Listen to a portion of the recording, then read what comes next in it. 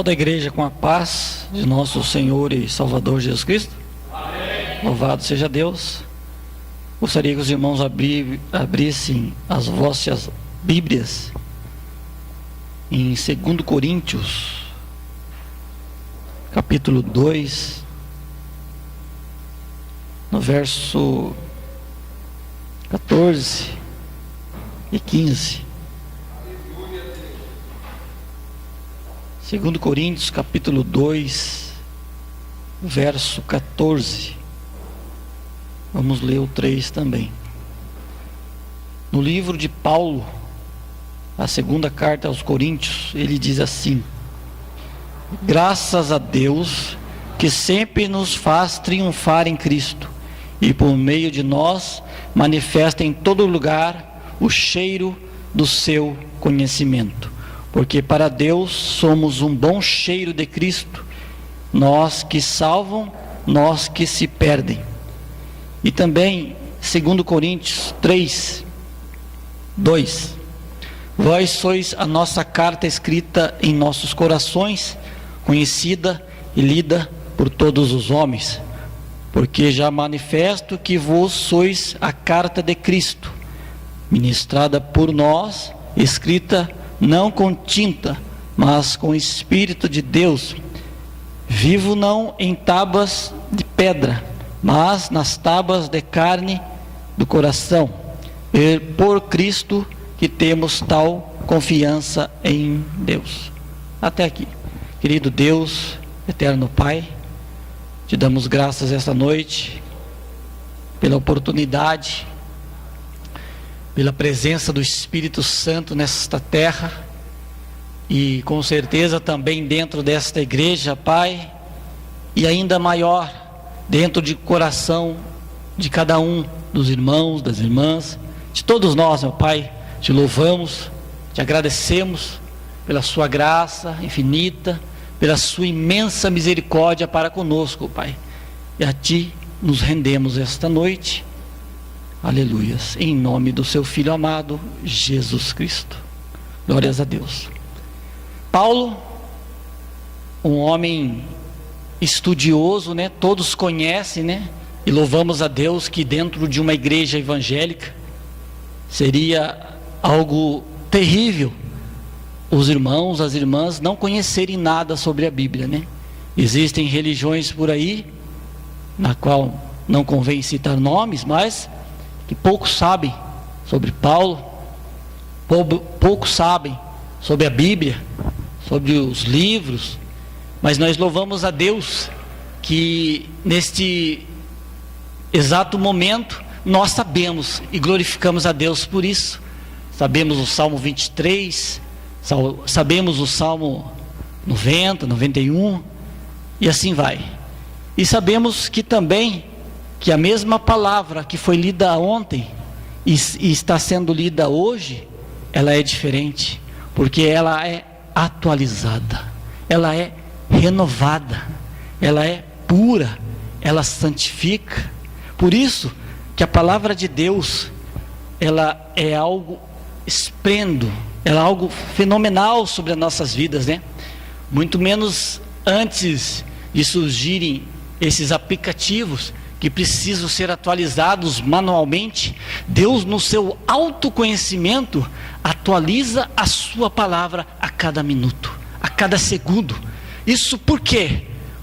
Por causa da natureza, por causa até mesmo dos animais, e por algo mais importante que é esta noite, por causa de você, por causa do ser humano. Ele atualiza.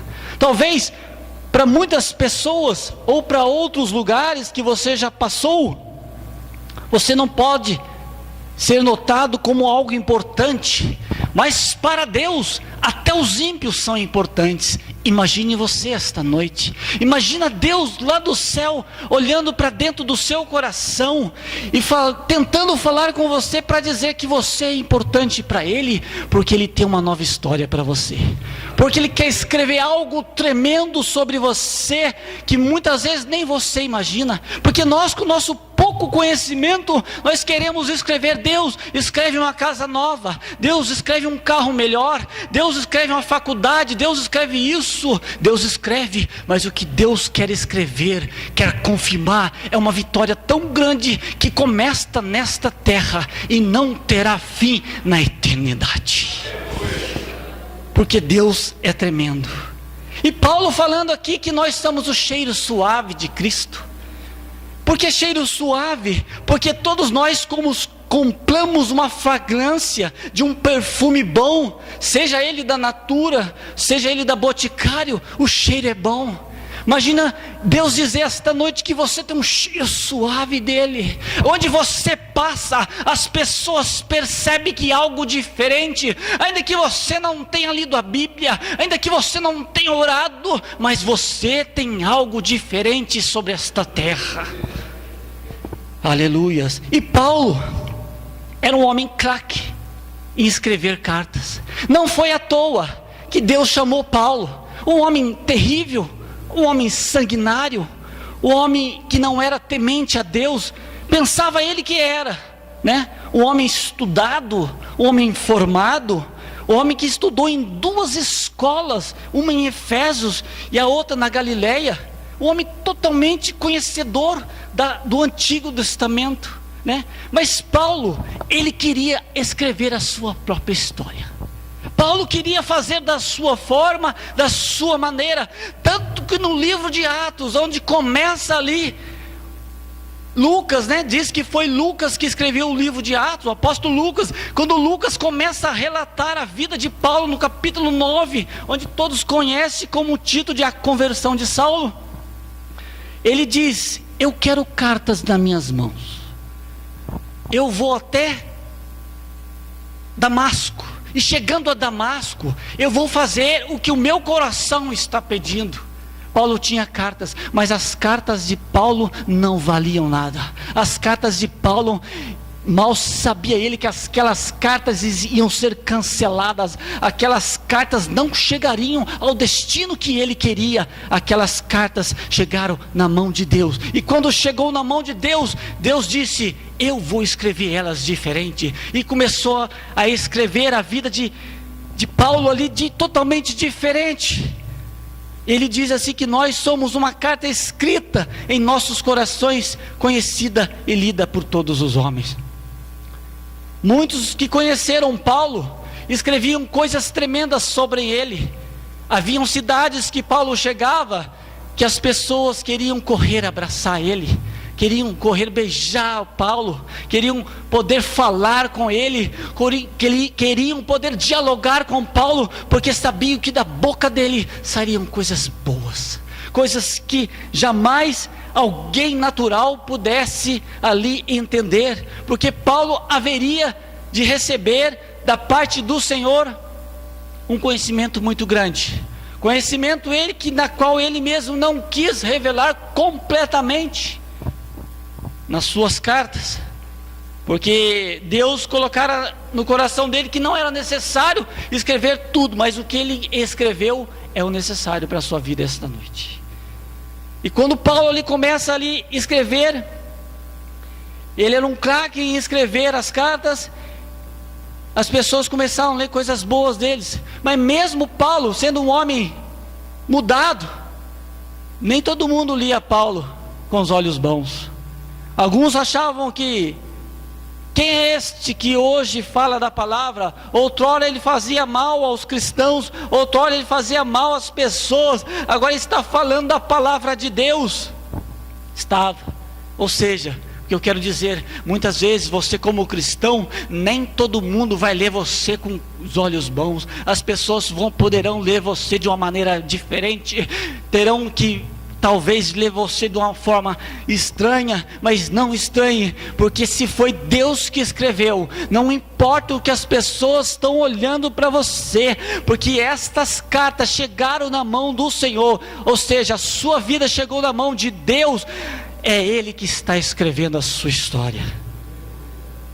Deus sempre teve prazer em escrever algo, E na sua imensa onipotência, Ele escreveu a Bíblia. Deus sempre quis escrever algo. Desde no início, quando Ele chama Moisés, no livro de Êxodo, ali 30, mais 31, 32, Ele disse: eis que eu colocarei as minhas leis no teu coração e escreverei dentro dele. Deus sempre teve prazer em escrever algo diferente, que mudasse as vidas das pessoas, algo que fizessem eles mudarem, e só Deus para fazer, só Deus. Muitas vezes nós perdemos tempo, mas esse tempo perdido, ele pode ser ainda recapitulado, ele pode ser ainda corrido atrás, porque o tempo pertence a Deus, sim, mas porque se Deus tem algo para fazer em sua vida, não se preocupe, não tenha medo, porque Deus vai escrever uma nova história sobre você. Nós temos lindos louvores aí entoados, uma nova história eu tenho para você. Existe uma banda que escreveu assim, que ele escreveu uma carta para Deus e ela chegou em suas mãos, mas ela estava no nome de Jesus Cristo. Eu fico pensando, muitas vezes na sua vida, na minha vida, quando você vai escrever uma carta, você coloca ali o remetente é você, o destinatário é a pessoa que vai receber. E o mais importante desta carta é quando ela vem escrita assim: aos cuidados do Senhor. Quando você coloca uma carta de um emprego, a pessoa do RH, ela fala assim, coloca assim: aos cuidados do fulano tal, o nome da pessoa, porque esta pessoa, ela é mais importante daquele lugar. Ela vai avaliar a sua carta, ela vai levar aos recursos humanos, aleluias, e Deus também tem os seus recursos humanos. Os seus recursos humanos, eles são espirituais. Quando a sua carta chegar aos cuidados do Senhor, Ele vai ler e Ele vai começar a escrever a sua história. Ele vai começar a fazer algo diferente na sua vida. Isso é importante. E Paulo, quando ele começa a escrever, outrora que ele lia cartas para matar. E no livro de Atos mesmo, no verso 20 a 22, ele já não queria mais cartas para matar, mas ele queria cartas para conversar com os seus irmãos. E quando Deus muda a sua vida, você tem algo a compartilhar. Você quer compartilhar com as pessoas aquilo que você ouviu. Quanto de nós chegamos no serviço, na casa de alguém, ou até mesmo de um irmão da igreja, ou de outro ministério, e quer contar algo, quer falar algo, quer compartilhar algo, porque algo foi escrito para você, algo foi entregue para você, e você está ali, que nem hoje tem essa tecnologia de compartilhamento. Deus já tinha isso há muito tempo. Compartilhe aquilo que Deus tem para você. Compartilhe para as pessoas aquilo que você precisa realmente. Porque quando você começar a compartilhar, as pessoas vão querer chegar a esse Jesus. Vão querer chegar também a esse Senhor dos senhores, Rei dos reis. Eu me fico lembrando que é o filho pródigo. Ele queria escrever a sua própria carta. Ele disse ao pai: pai, da parte da minha herança, eu não quero mais viver aqui. Eu não quero mais viver debaixo desse teto, debaixo dessa comodidade. Eu não quero mais ter esta cama para dormir, esta comida para beber, esta água. Eu quero sair daqui. Não é para mim. Talvez eu esteja forçado, ele dizendo, não é isso que eu quero para mim. Eu quero escrever a minha própria vida. Eu quero viver o meu próprio mundo. Eu quero poder rir. Eu quero poder cantar as músicas que eu gosto. Se fosse hoje, ele estaria: eu quero poder cantar as músicas funks que eu gosto. Eu quero poder rir. Eu quero poder falar coisas que eu quero. Eu quero poder falar em gíria. E o pai na Bíblia representa Deus. O que ele disse? Vai. Ele não segurou. Ele não chamou a mãe, nem cita a mãe. Ele não disse: vamos falar com a sua mãe para ver o que ela acha, o que ela pensa. Não. Ele disse: vai, faz o que você quiser. Vai. Só que ele não sabia, creio eu, que aquele pai ficava orando toda noite. Pai, eu tenho um filho rebelde. Pai, eu tenho um filho assim, assim, assim. Ele faz isso, ele pega isso, ele agiu assim. Já falaram dele. chegaram cartas dele para mim aqui, mas eu vou orar. Sabe por quê? Porque uma oração de um pai, a oração de mãe, muda a história. Louve a Deus porque você tem pai para orar por você. Louve a Deus porque você ainda tem mãe para orar por você. Que vai chegar um dia que você não vai ter mais pai, não vai ter mais mãe. E a quem você vai recorrer?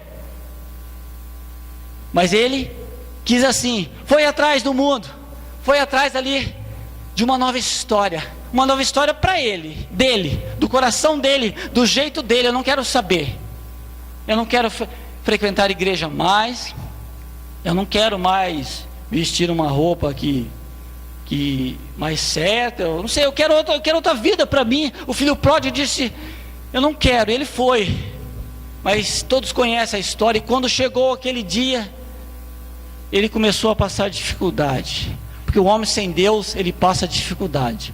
O homem com Deus passa dificuldade, mas ele obtém a vitória. Mas o homem sem Deus, ele só passa dificuldade, ele só vê coisas estranhas. Ele estava longe do pai, estava longe da promessa. O pai tinha um testamento para ele escrito ali, o pai tinha alianças com ele, o pai tinha um amor para com ele, o pai abraçava ele, o pai chamava ele. Penso eu que quantas vezes o pai não pegou aquele menino, filho pródigo, no colo. Quantas vezes ele não agraciou ele, não beijou ele, não fez um carinho nele, não contou histórias para ele. Creio que o pai chamava filho, eu quero contar uma história para você. Quero contar uma história em que o povo do Egito foi liberto.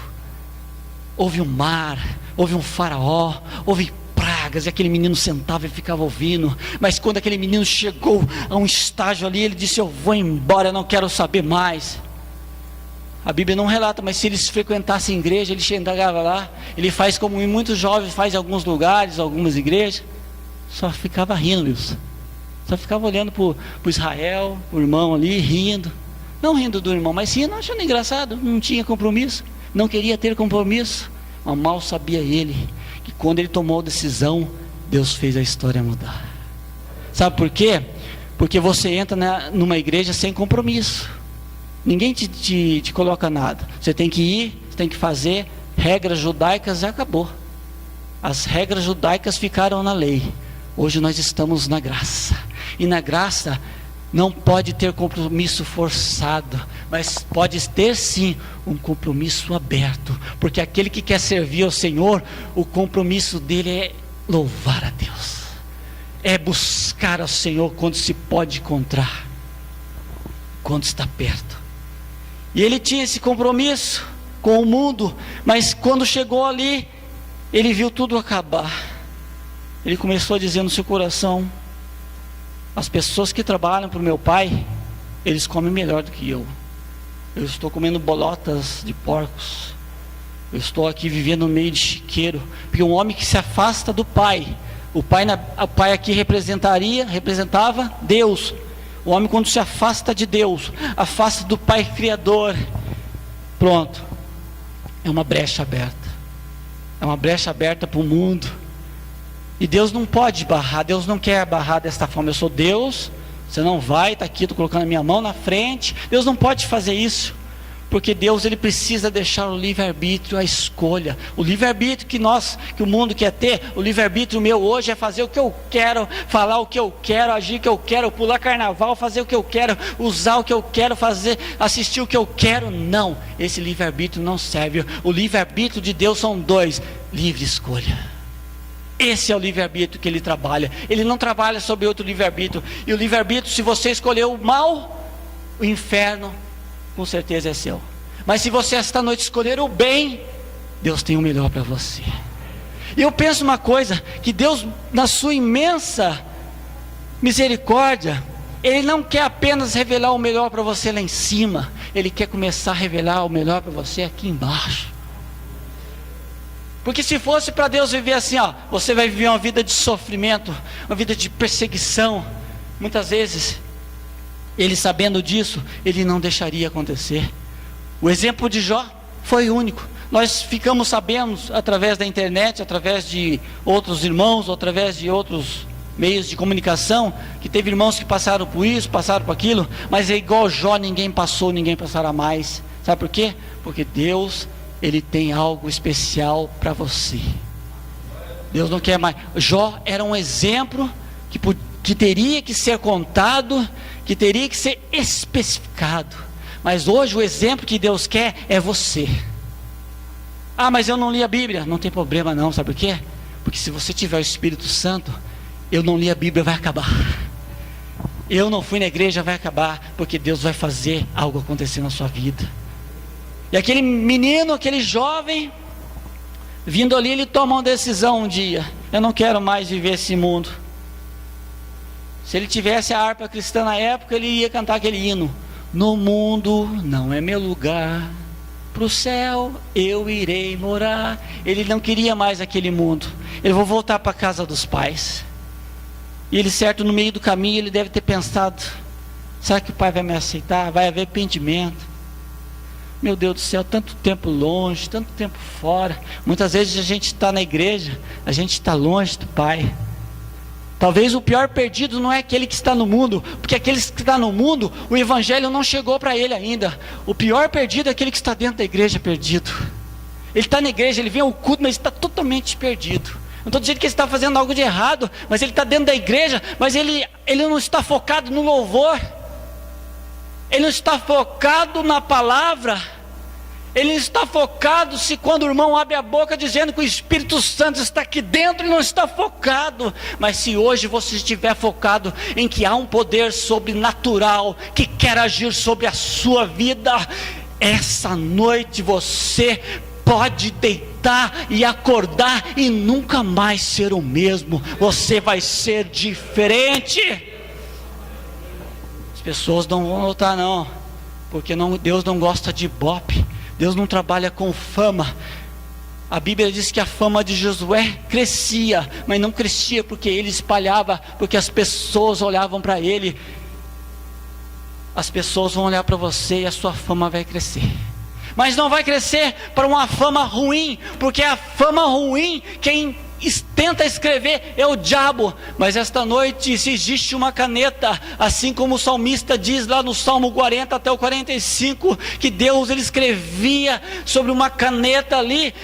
Esta caneta não está na mão do Satanás, essa caneta está na mão de Deus. E se está na mão dele, fique tranquilo, não se preocupe, porque em Cristo que temos tal confiança em Deus. Você não pode frequentar uma igreja evangélica sem ter confiança em Jesus Cristo. Se você vier numa igreja cristã, seja onde for, e tiver apenas confiança no pastor assim, que nem nós temos, não é errado, ainda que ele seja homem de Deus, ainda que os presbíteros sejam homens de Deus, não, mas se você entrou numa igreja tendo confiança em Jesus Cristo, a sua vida muda. Eu não conheço ninguém na Bíblia que quando achegou-se a Jesus e não teve a sua vida mudada, não teve a sua vida transformada. Aquela mulher, certa vez, que entrou ali numa reunião que não era para ela, porque naquela época as mulheres não participavam de reuniões, e ela entrou e quebrou um vaso de alabastro na cabeça de Jesus. Um homem chamado Judas, que não era o Judas apóstolo, que foi o traidor, ele disse: se essa mulher soubesse o valor que tinha esse nardo, ele não teria fazido isso, Mas ali, mal sabia ele que começava a mudança na vida dela, porque Deus espera uma atitude das pessoas que querem vida nova. Se você que quer uma casa, receber do governo, se você não tiver atitude de ir lá, dar o seu nome, dar o seu RG, fazer o cadastro, você não vai receber nada. Mas se esta noite você tiver uma atitude de dizer: Deus, coloca meu nome no livro da vida, coloca meu nome para escrito em algo que venha mudar a minha vida, porque eu quero ser algo especial esta noite, porque Deus trabalha com pessoas especiais. E quem é esse povo especial? É você. a igreja. A Bíblia diz que Deus trabalha com uma igreja zelosa de boas obras. E se você tem boas obras, é Deus que está fazendo isso no seu coração. João, ele escreve que nós nunca vamos deixar de ser pecadores. A Bíblia diz que se nós falarmos que não temos pecado, enganamos a nós mesmos e somos mentirosos. O pecado, ele nunca vai deixar de existir nesta terra. Ela só vai acabar quando Cristo, não é o assunto, né? Mas quando Cristo vier, acontecer o milênio, arrebatamento, essas coisas todas que os irmãos conhecem, aí sim. Mas enquanto isso não acontecer, o pecado ele vai ser seu inimigo. O pecado estará dentro de você também. Ah, mas eu sou cristão, eu não faço isso, não assisto isso. Mas o pecado, ele não precisa ser manifestado em coisas grandes. Ah, ontem eu fiquei nervoso lá em casa. Ah, ontem eu pensei isso. Ontem eu estava na internet, minha cabeça, nossa, é pecado. É algo que já está em você. Mas Deus, na sua sabedoria, escolheu salvar os pecadores. Escolheu salvar eu, escolheu salvar você deste mundo cruel. Porque o mundo acha que quando ele morrer, ele vai acabar. Vai para o inferno, queima, acabou. Seria até algo interessante para quem quer viver assim, né? Mas não é. A alma do homem é infinita. A alma do homem não se acaba. Ou ela vai para um lugar bom, ou ela vai para um lugar ruim. E Paulo dizendo aqui, mas quando converter ao Senhor, então o véu se tirará. Quando uma pessoa ela não está fortificada na presença de Deus, esse véu está posto ainda sobre você. A espessura do véu do templo que separava no Antigo Testamento era tão grossa que havia 2 argolas, e os sacerdotes que não podiam entrar no templo, eram eles que puxavam essas argolas, e demorava, porque ela era pesada. Só Moisés podia entrar e fazer o ritual da propiciação, mas os que estavam lá atrás do véu não viam nada. Por isso que a Bíblia diz que o véu se rasgou. Quando o véu se rasga para você, a sua mente é diferente, os seus pensamentos são diferentes. E ele diz assim: ora, o Senhor é Espírito, e onde é o Espírito do Senhor, há liberdade. Esse texto ele é interpretado por muitos lugares que a gente já viu, já ouviu, totalmente diferente. Onde há o Espírito, há liberdade. Eu posso pular, posso falar em línguas estranhas, eu posso receber uma unção de um leão, eu posso receber a unção daquilo. Totalmente errado. Não tem nada a ver com isso. Paulo diz que quando o Espírito do Santo entra em você, há liberdade para você entender as Escrituras. Eu fui uma pessoa que lia a Bíblia, pouco lia. Eu ganhei uma Bíblia quando eu era jovem, de um rapaz da Adventista. Essa Bíblia, ela pode ser até encontrada em lugares que vendem Bíblias antigas. Até na Casa da Bíblia eu já vi. Ela era uma Bíblia ilustrativa, mas muito bom. Sendo da Adventista, né, que tem uma doutrina um pouco diferente quando chega ali no sábado, e algumas outras mais, mas era excelente, falava da palavra de Deus, né? Só que eu não entendia. Aquilo era lido por minha mente, para minha cabeça, eu não entendia. Mas hoje eu percebo que quando o véu se rasgou, e quando o Espírito do Senhor, ele entrou no meu coração, eu comecei a entender as Escrituras. Aleluias. Coloque de pé em nome do Senhor Jesus Cristo. Eu não sei como você entende as Escrituras. Eu não estou dizendo que você precisa estudar, ainda que estudar seja a melhor coisa do mundo, né? Principalmente a Bíblia. Muitas pessoas aí que estão precisando de uma qualificação em determinado lugar, elas correm atrás de um estudo, né? Eu preciso fazer uma faculdade de medicina, preciso fazer isso, aquilo, preciso estudar, porque quando você estuda, a sua mente está cheia daquilo que você estudou. Daí você vai ser um médico, você vai conseguir receituar um receituário bom para a pessoa. O que você tem? Ele vai escrever ali. Você é um advogado? Opa, essa lei aí é trabalhista. Essa lei aí, ela é uma lei assim, ela é uma lei assim, precisa agir assim. Você vai ter tudo na sua mente. E se você esquecer, você vai lá no livro da advocacia, vai lá no livro de medicina, você vai no livro de biologia que você estudou, e você vai lembrar.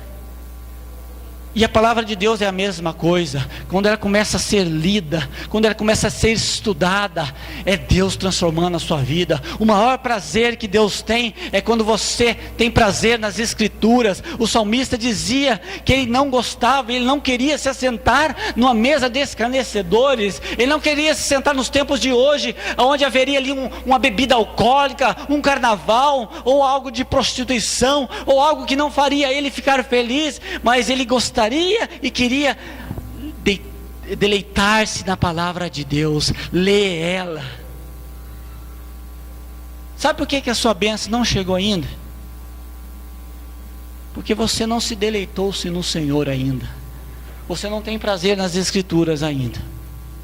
Porque o dia que você tiver prazer nas Escrituras, você vai ver a sua vida mudar.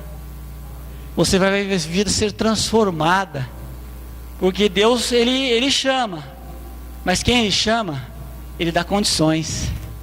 Você tem os olhos. Glorifica a Deus esta noite porque você tem os olhos para ler as Escrituras. Glorifica a Deus porque você tem voz para poder ler e para poder falar. Muitos queriam estar lendo, muitos queriam estar aqui, mas não pode. E Deus escolheu você esta noite para estar aqui dentro desta igreja, para ler as Escrituras, assim como foi lido no começo do culto. Isso é tremendo. Isso é fenomenal. E quando Paulo escreve, ora, o Senhor é Espírito, onde é o Espírito a liberdade, que Deus Ele coloque liberdade no seu coração esta noite.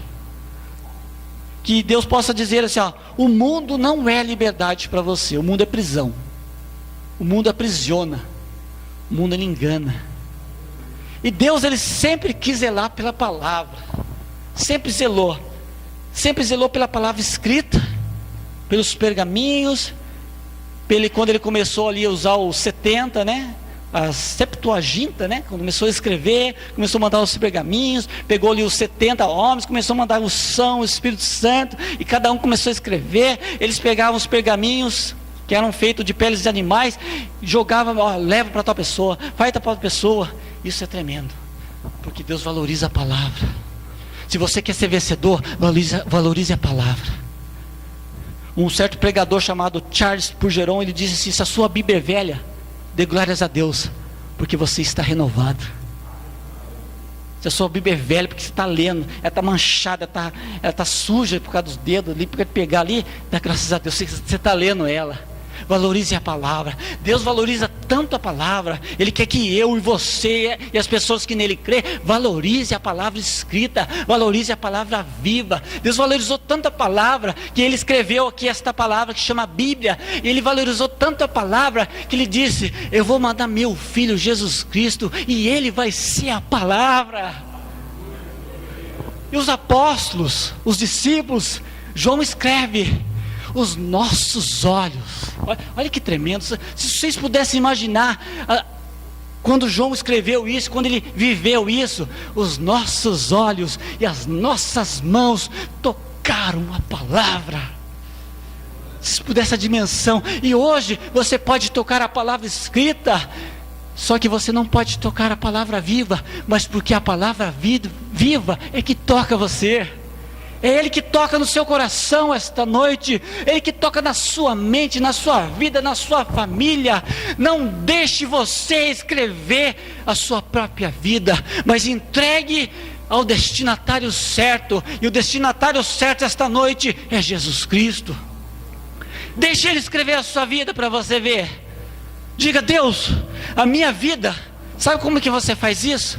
Negue a si mesmo.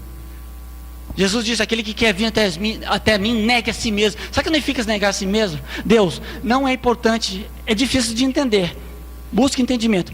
Não é importante a minha família, não. Ainda que você ame, você cuide, isso é importante, claro. Mas ele está dizendo assim, ó, a minha família não é importante, porque a palavra de Deus é importante na minha vida. Porque através da palavra, a minha família vai ser cuidada. Deus, não é importante o que eu falo, o que eu penso, o que eu acho. É importante o que o Senhor pensa, o que o Senhor acha, o que o Senhor fala.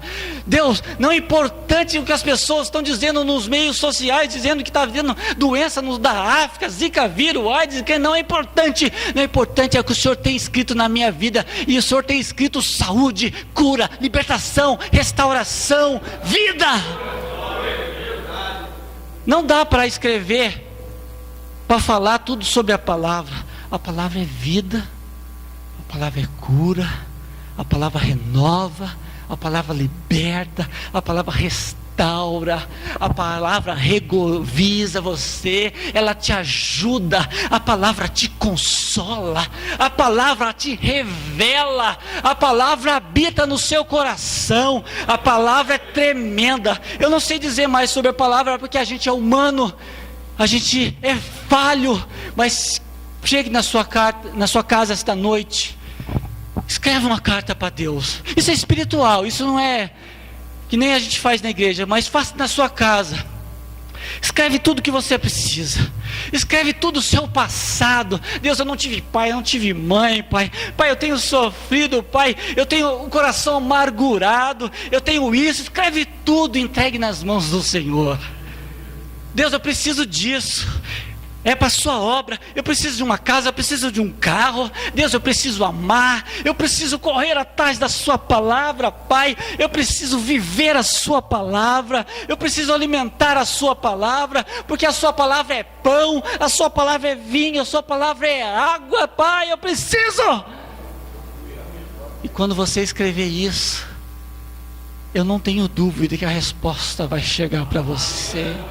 Talvez você está esperando uma resposta de Deus, mas nada você escreveu, nada você falou, nada você disse. Muitos têm padecido na sua frente, na sua presença e até mesmo na sua família, mas você não escreveu nada. Mas Deus é um Deus de chance, é um Deus de graça, de misericórdia. Hoje Ele disse: eu quero que você escreva algo sobre você. Não que Deus não saiba, mas Ele quer ouvir da sua boca esta noite. Deus, escreve algo na minha vida, porque eu não quero viver uma vida de sofrimento, uma vida de amargura, de medo, de tristeza, de angústia, de depressão. Está tudo repreendido, tudo apagado, porque eu vou ver uma novidade de vida. Aleluias. Deus quer que você viva uma novidade de vida. E sabe por quê? Paulo é tremendo em falar eu já estou terminando, em falar em novidade. Ele fala assim: quando você aceita Jesus Cristo, olha que tremendo. Isso é para quem aceitou. Eu não posso descer daqui e falar: ele aceitou, ela não. Eles não posso, e nem quero, e nem devo. Isso quem faz é Deus.